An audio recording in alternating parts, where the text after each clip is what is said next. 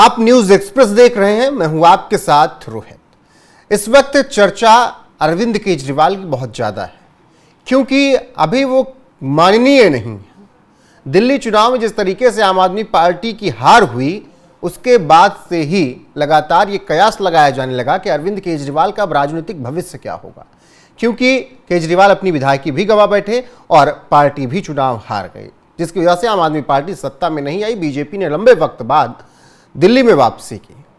अरविंद केजरीवाल को बहुत ज्यादा उम्मीद थी कि वो चुनाव दिल्ली में जीतेंगे, दिल्ली की जनता उन्हें फिर से एक बार सत्ता सौंपेगी, लेकिन ऐसा नहीं हुआ और पिछले कुछ वक्त में बहुत मुसीबत में रहे हैं केजरीवाल और उनकी पार्टी।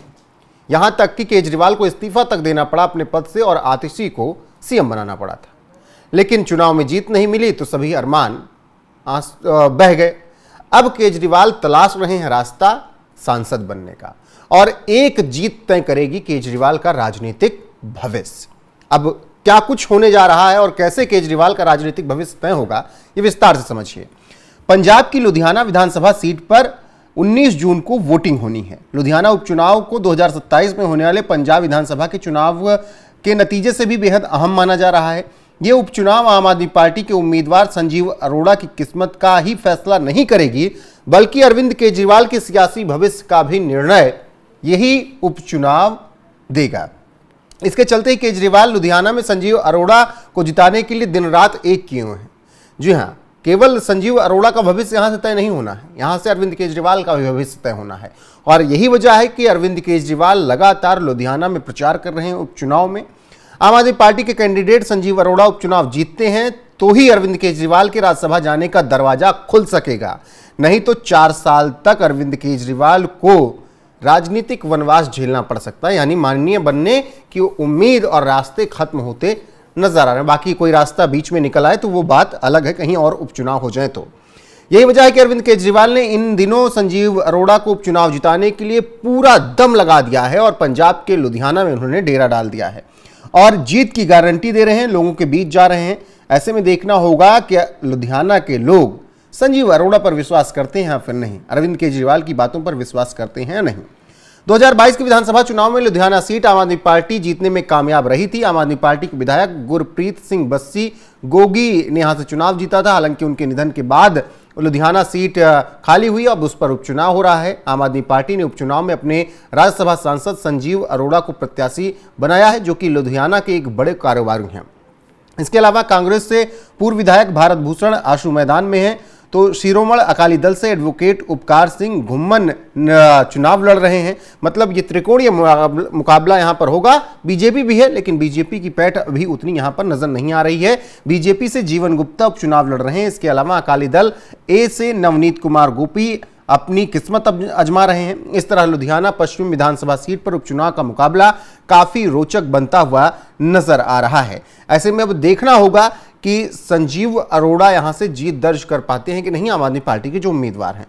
अरविंद केजरीवाल बहुत आश्वस्त हैं संजीव अरोड़ा की जीत को लेकर। दिल्ली की सत्ता और नई दिल्ली विधानसभा सीट गंवाने के बाद भी अरविंद केजरीवाल का कॉन्फिडेंस कह रहा है कि लुधियाना पश्चिम सीट का उपचुनाव आम आदमी पार्टी ही जीतेगी, संजीव अरोड़ा ही जीतेंगे और इसके लिए अरविंद केजरीवाल पूरा दम लगा रहे हैं। आम आदमी पार्टी ने राज्यसभा सांसद संजीव अरोड़ा को मैदान में उतारा।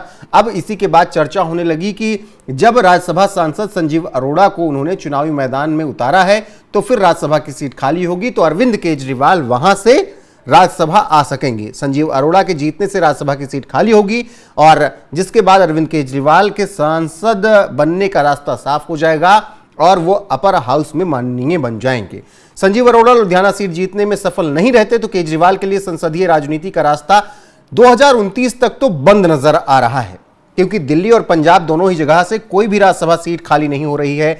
इस बात को समझ सकते हैं कि अरविंद केजरीवाल कितने दम से यहां पर इसीलिए जुटे हुए हैं। संजीव अरोड़ा को जिताने के लिए उन्होंने पूरी ताकत झोंक दी है। आम आदमी पार्टी के बड़े बड़े नेता चुनाव प्रचार के लिए पहुंच रहे हैं। भगवंत मान भी पूरा दम लगा रहे हैं। केजरीवाल जिस तरह संजीव अरोड़ा के उपचुनाव जीतने पर उन्हें मंत्री बनाने की गारंटी दे रहे हैं, वो इस बात की तस्दीक करता है कि अरविंद केजरीवाल राज्यसभा जाने का अपने इरादे को कंफर्म कर चुके हैं और वो संकेत यही दे रहे हैं कि संजीव अरोड़ा बनेंगे यहां पर मंत्री और अरविंद केजरीवाल जाएंगे राज्यसभा। इसीलिए उन्होंने राज्यसभा के सांसद को कैंडिडेट बनाया है लुधियाना पश्चिम विधानसभा उपचुनाव में। तो ये कड़ियां जोड़ेंगे और फिर अरविंद केजरीवाल जिस तरीके से लुधियाना में पूरी तरीके से डेरा डाले हुए हैं, लगातार संजीव अरोड़ा के लिए वोट मांग रहे हैं, लोगों के बीच जा रहे हैं और ऐसा लग रहा है कि पूरा पंजाब में चुनाव हो रहा है जिस तरीके से अरविंद केजरीवाल एक सीट पर प्रचार कर रहे हैं।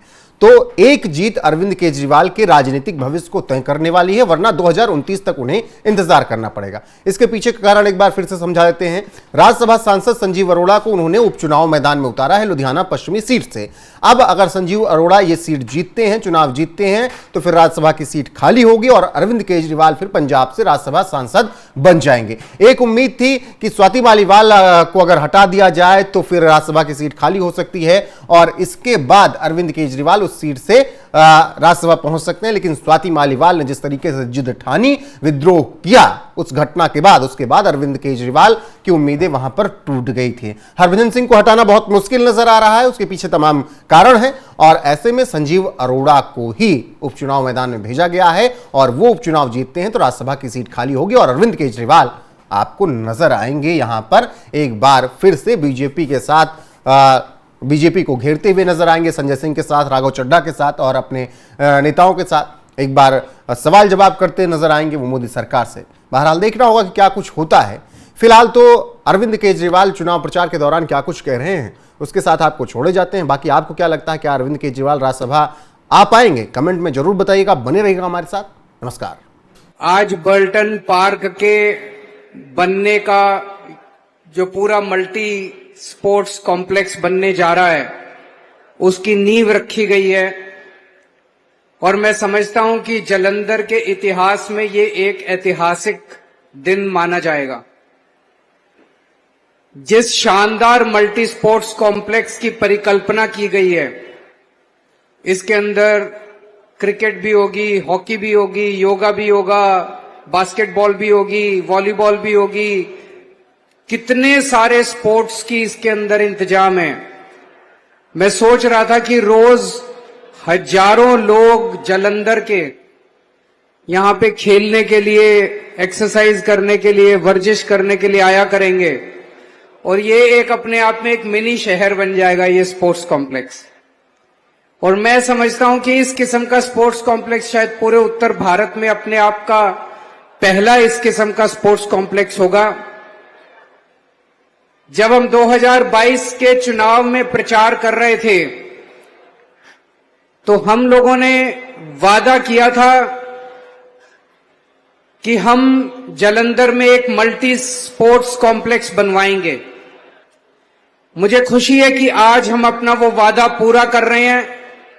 आज इसकी नींव रखी गई है और 1 साल के अंदर ये स्पोर्ट्स कॉम्प्लेक्स बनके तैयार हो जाएगा और 1 साल के बाद हम आप लोगों के बीच में यहां पे खेलने के लिए, मैं और मान साहब दोनों आएंगे यहां पे आप लोगों के साथ खेलने के लिए। तो मुझे बेहद खुशी है और मैं जालंधर के लोगों को बहुत बहुत बधाई देना चाहता हूं आज इस शानदार दिन के लिए, ऐतिहासिक दिन के लिए।